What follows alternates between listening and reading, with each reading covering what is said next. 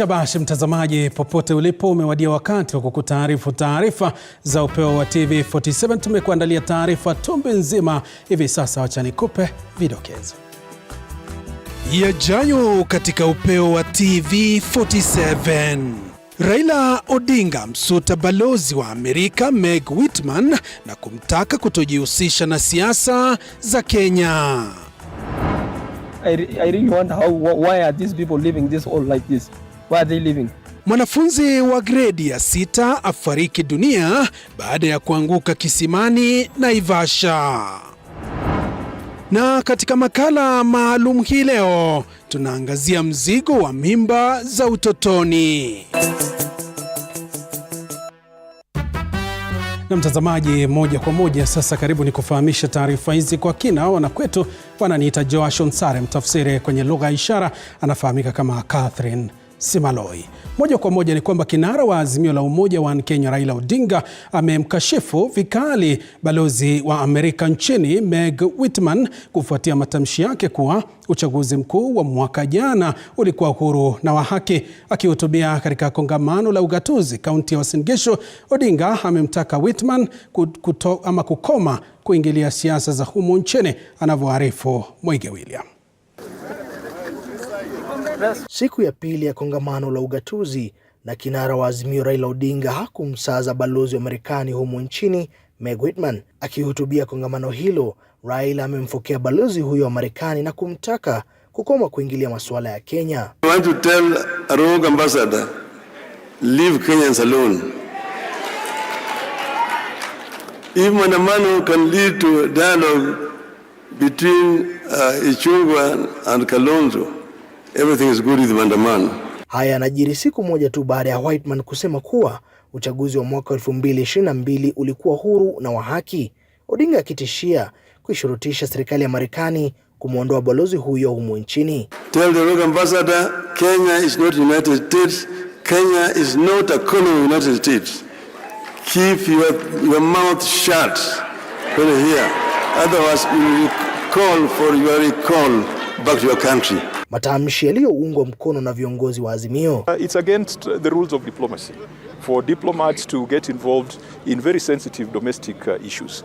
So we would expect a withdrawal, we would expect a clarification that is not the official position of the US government. And we can only hope that these unfortunate remarks were personal and were inspired by the envoy's base corporate instinct of pleasing the buyer to close a deal.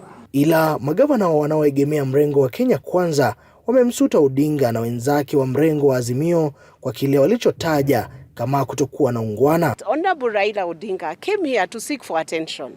It's actually quite unfortunate to hear a man at such level talk about an ambassador and tell an ambassador to shut up. Perhaps it's time for me to tell Mr. Odinga to shut up. If it was said that the elections were not fair, he would have said, oh, that's a beautiful speech. But now that it was said that it is the elections were free, fair, and we also believe as Kenyans that these were the fairest since independence. I think those are things that are facts. And so we are here to tell him that we stand with what was presented yesterday. We believe what she said was the truth. Those are the facts about the country. Kongamano la 8 la ugatuzi litafikia kilele Ijumaa, naibu rais Rigathi Gachagua akitarajiwa kufunga rasmi kongamano hilo. Mwige William, TV47. Asante sana. Asante sana. Na mtazamaji, taarifa hiyo yake Mwige William ambaye amepiga kambi katika kaunti ya Uasin Gishu inatuvusha kwenye kaunti hiyo. Mwanahabari mwenza Elizabeth Mutuku yuko ngangari kabisa. Elizabeth Mutuku, najua mengi yamefanyika kutoka juzi, jana na leo, na tunatarajia mengi hapo kesho kuhusiana na masuala haya ya kongamano la ugatuzi. Labda Elizabeth, una yepi kuhusiana na siku ya leo, na tutarajie kipi kuhusiana na usimamizi na vilevile uongozi wa kaunti? Kwako Elizabeth.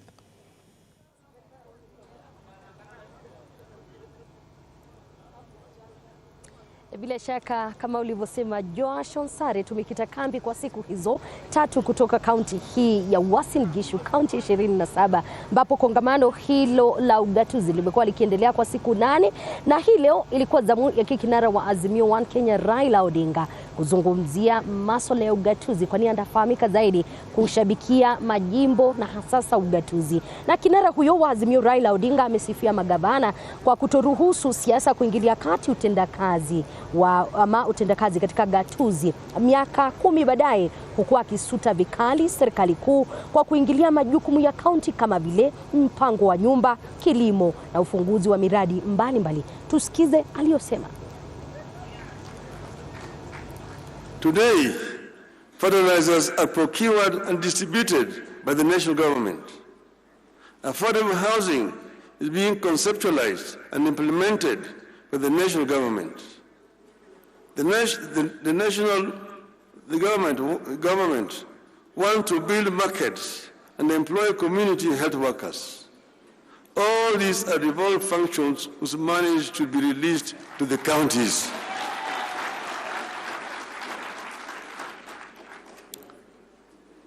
Ten years into devolution, this tug of war between the counties and the national government needs to come to an end. Kadhalika Raila Odinga vilevile amesisitiza umuhimu wa mabunge ya kaunti kupewa mgao wake ili kuwa na uhuru katika jukumu lake la kupiga msasa magavana na masuala ya maendeleo katika kaunti. To continue providing buffers for our country and respond to the cries of the people, counties need a tremendous amount of financial resources in a timely and predictable manner. The national government, therefore, needs to understand and appreciate counties as necessary partners in the journey for a successful Kenya.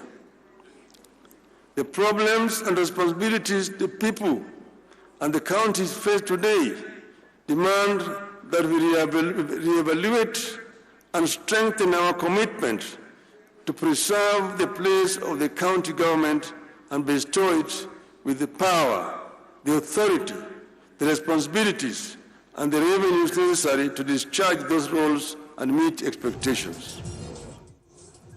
Zaidi viongozi hao kwa pamoja wametaka magavana na pamoja na viongozi wengine kushirikiana katika kutokomeza ufisadi ambao umezagaa katika kaunti. I'm however concerned by the low rate of absorption of these funds to development purposes. We are all called as leaders to do a better job for our people. And this must, at all times, be our guiding philosophy. We should spend the entire allocation on development positively, contribute towards the country's growth and service delivery. Although devolution has brought some success in bringing government closer to Kenyan citizens and advancing development, evidence shows that corruption is a major challenge affecting most county governments. It is indeed my humble appeal that we should expose corruption and fight it out. In conclusion, I want to emphasize that the spirit of devolution in Kenya is not about two levels of competing, but complementing each other for efficient and effective service delivery to the citizens. Bila shaka kufikia hapo, mpenzi mtazamaji, tunakamilishia hili kwa awamu hii ila mwendo wa saa 3, na tutakuwepo na taarifa zaidi kuhusiana na yale ambayo yameendelea katika kaunti hii. Kwa sasa usukani kwako Joash Onsare. Na mshukran sana Elizabeth Mutuku ukitujia mubashara kutoka mjini Eldoret, kaunti ya Uasin Gishu, mukifuatilia masuala haya ya uongozi kwenye kaunti kwenye kongamano la 8 ambalo linafanyika ni la ugatuzi Mtazamaji, tuzidi kukutaarifu na ni kwamba seneta wa kaunti ya Uasin Gishu Jackson Mandago ameachiliwa kwa dhamana ya shilingi 500,000 na bondi ya shilingi milioni 2. Seneta huyo pamoja na washukiwa wengine Joshua Lelei na Meshack Rono walifikishwa mbele ya mahakama ya Nakuru na kusomewa mashtaka dhidi yao kuhusiana na sakata ya ufadhili wa masomo Uasin Gishu. Mwanahabari wetu Chichi Josephine alikuwa mahakamani kufuatilizia kesi hiyo na sasa anatuarifu. Baada ya kufika kwenye afisi za DCI mjini Nakuru hapo jana, seneta wa Uasin Gishu Jackson Mandago alihojiwa kwa muda wa takriban masaa mawili kabla ya kuhamishwa hadi kituo kikuu cha polisi cha Nakuru Mashariki Jumatano jioni. Wakifikishwa mbele ya hakimu mkuu wa mahakama ya Nakuru Alois Ndege Alhamisi, watatu hao, seneta wa Uasin Gishu Jackson Mandago na washukiwa wengine katika sakata ya elimu Uasin Gishu Meshack Rono na Joshua Lelei walikanusha mashtaka yote dhidi yao. Meshack Rono ni kweli ama si kweli? Mshtakiwa wa pili ni kweli ama si kweli? Mshtakiwa wa tatu bwana Jackson Mandago? Watatu hao wanadaiwa kupanga njama ya kuiba shilingi bilioni 1.1 kutoka kwa akaunti ya benki ya biashara ya Kenya mjini Eldoret iliyosajiliwa chini ya Uasin Gishu Education Trust Fund ambayo ilinuiwa kulipa karo kwa wanafunzi waliokuwa wakielekea Finland. Nyinyi kwa pamoja mkiwa na wengine ambao hawako hapa kwa pamoja mlikuwa na nia ya kuiba pesa taslimu shilingi bilioni 1.1 kutoka account namba 12859222778, account hiyo ikiwa ni account ya Kenya Commercial Bank kule mjini Eldoret, ikiwa imeandikishwa chini ya muamala wa elimu ya kaunti ya Uasin Gishu. Mshukiwa mwingine Joseph Maritim hakufika mahakamani kwani kwa sasa hivi yuko nje ya nchi. He is in Canada. He traveled on the 13th of June. Baada ya kuachiliwa, mahakama ilitoa amri kwa wale ambao ni washukiwa kutowasiliana na mashahidi ama kuhitilafiana na uchunguzi kwa njia yoyote. Circus 2, 3 and 4 that were present today, I consider them for bond of 2 million Kenya shillings and 1 short of similar amount or cash bill of 500,000 Kenya shillings. 500,000 Kenya shillings. Pending plea and or the arrest of the first accused person, apart from the accused persons attending court when and as required, they shall also not mingle unfairly or inappropriately with the victim. Baada ya kuachiliwa kwake, Seneta Mandago alihutubia wanahabari ambapo aliahidi kutii agizo la mahakama. Judiciary has their own discretion. We are politicians and we believe in the rule of law. So whatever the court has decided, we are under obligation to exactly keep that. So, and personally, me, I'm comfortable with that decision. Wanne hao watafikishwa mbele ya mahakama tarehe 2 Oktoba mwaka huu. So, we rise, Chichi Josephine, TV47. Kwingineko, familia ya Patrick Letina inaomboleza kifo cha kifungua mimba wao John Saruni wa umri wa miaka 13 aliyefariki baada ya kuanguka kwenye kisima cha futi 63 ndani ya shule alikosoma ya DB Naivasha alikokuwa akiwangoja wenzake msalani. Mwandishi wetu kutoka Naivasha Willy Dennis Njiru na taarifa hiyo. Mwendo wa dhuhuri, wanafunzi hao walienda mapumzikoni baada ya masomo ya ziada, huku mwenda zake na marafikize wakifika msalani na kisha kucheza juu ya kifuniko cha kisima hicho. Ni baada ya tundu kupasuka kutokana na kudhoofika kwa mbao zilizofunika eneo hilo alipochuchumaa kufahamu kulikoni, na badala yake akazama kichwa mbele. John alikuwa ananifuata, alikuwa mbele yangu, tuko tumetoka msalani na yeye, lakini alipita pali pabaya. Lakini sasa hiyo mbao ilikuwa hapo na shimo. Hiyo shimo mbao zake hazikuwa stable vizuri, lakini sasa kukanyaga hivi ya kwanza ikavunjika. Sasa ikabidi angalie chini angone nini, lakini alikuwa mzito sana kushikiliwa na hiyo mbao na akaanguka kwanza hapo sasa. Babake mzazi Patrick Letina akiarifu alikuwa kafika shuleni kumkabidhi chakula cha mchana kutoka nyumbani alipopokea taarifa kutoka kwa wanafunzi shuleni humo. Hata nilikuwa nimekuja kuletea yeye lunch.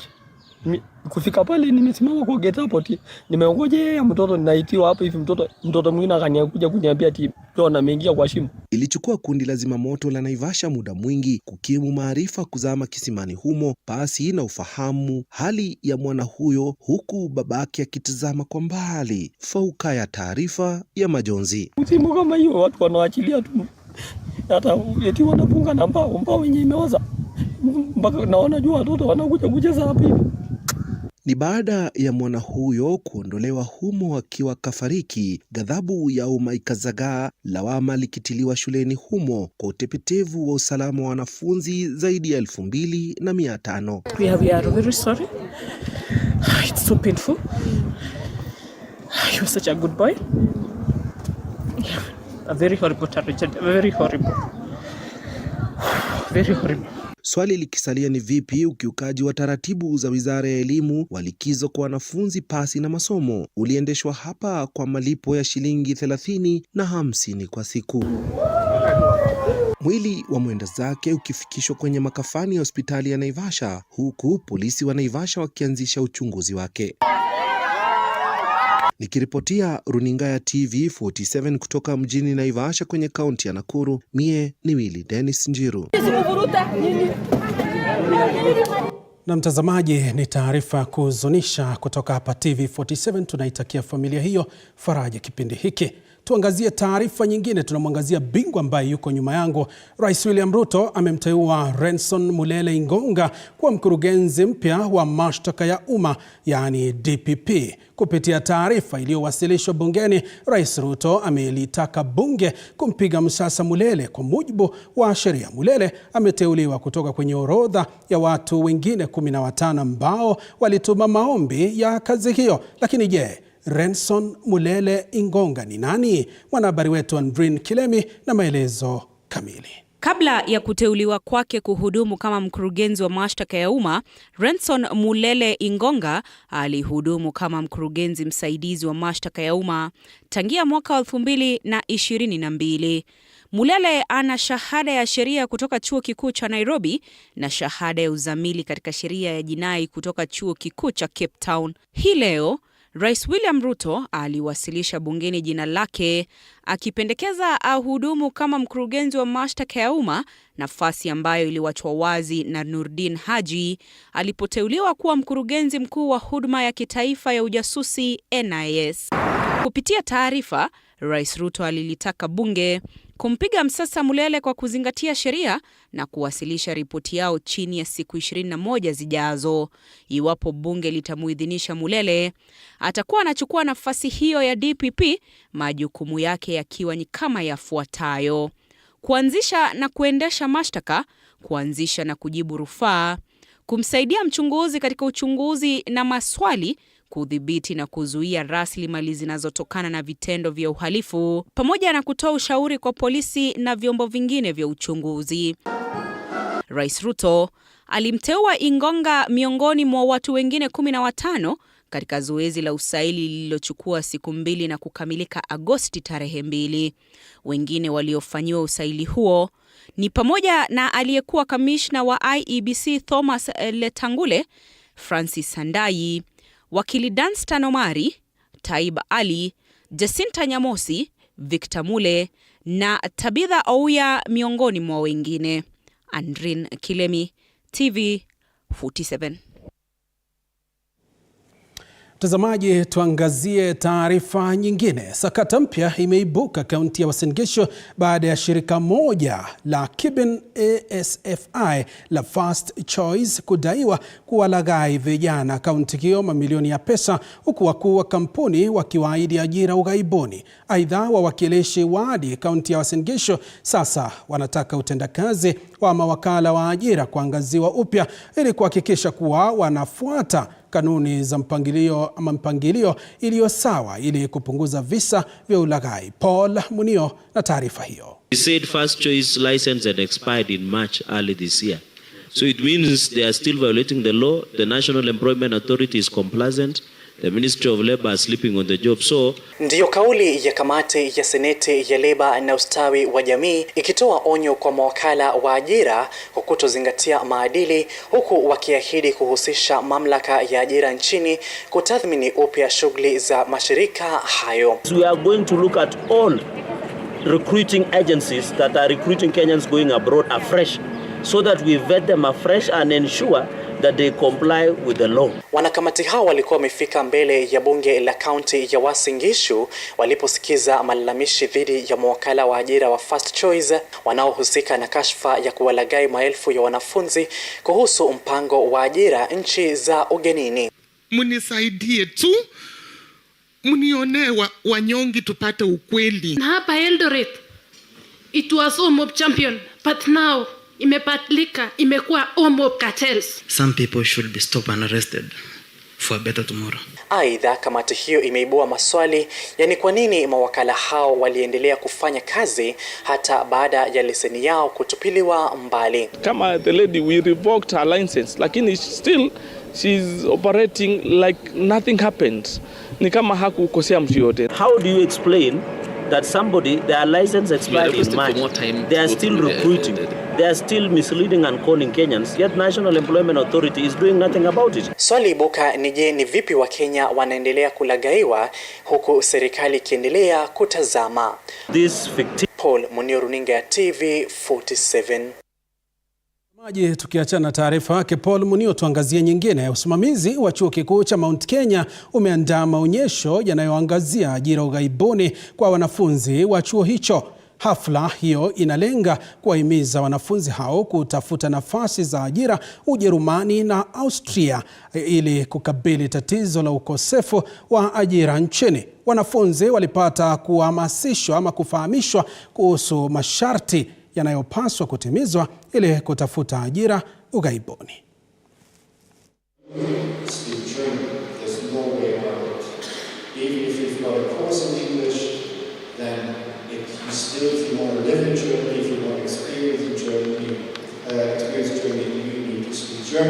Obviously, afterwards you're out, you have the opportunity to go on, get a university degree as well, which then helps you to further process your career. Bring in foreign cash inflows. In fact, if you look at the first quarter of this year, you find that remittances of Kenyans who are living outside the country or in the diaspora went up by 10.6% to about 128.9 billion Kenyan shillings. And therefore, Mount Kenya University Board is in full support of this initiative, because not only is it helping Mount Kenya University, it's also helping our students, it's also helping the country. You can come to Germany for 9 months, it's fully paid. And if you're in the area of green energy, you can also apply for the Green Talents Award. And finally, go for social meetup. Si kusoma tu. It's not just studying.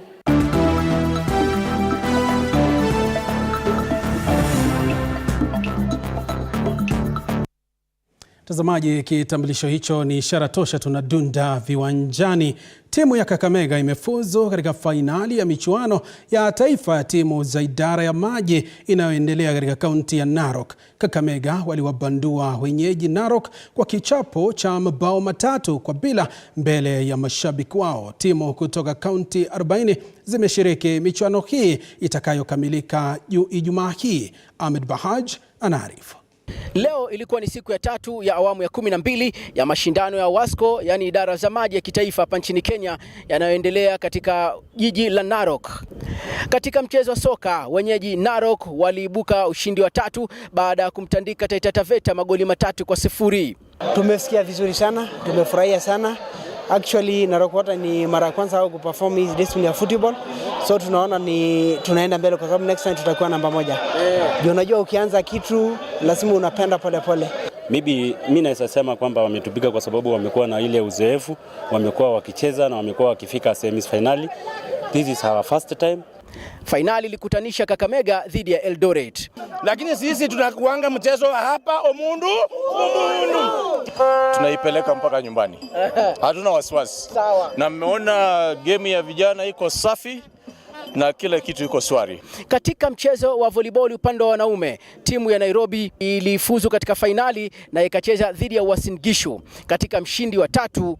Katika volleyball upande wa kinadada, timu ya Nairobi Water ilihifadhi ubingwa huo baada ya kumrindima Eldoret Water seti 3-0. Tangu tuanze Wasco tumekuwa tu washindi kila time. So number 2 was Eldoret.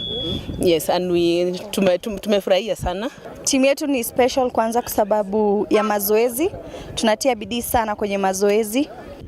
Na hatimaye katika mchezo wa netiboli ilikuwa fainali ya upinzani mkali iliyosisimua mashabiki, lakini hatimaye timu ya Nairobi Water ililipa kisasi dhidi ya wapinzani wa Kisumu baada ya kuwatandika zaidi ya alama 20. Kwa sababu walitushinda mwaka jana na tulienda tukajitayarisha. Mwaka huu ni sisi. Wa upande wa kinadada katika mashindano ya taifa ya Wasco, Nairobi Water Company imehifadhi tena ubingwa wa volleyball.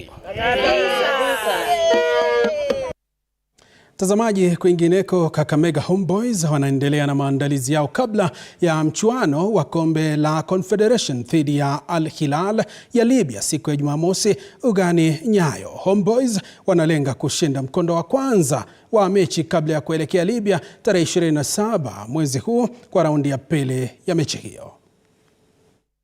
Nadhani utakuwa mchezo mgumu, lakini kama timu tuko tayari. Ingawaje hatuna wachezaji wengi wamekuwa kwenye competition hii, lakini ndio maana inaitwa team game. Tutakumbatiana kwa pamoja na naamini tutaweza kufanya kitu.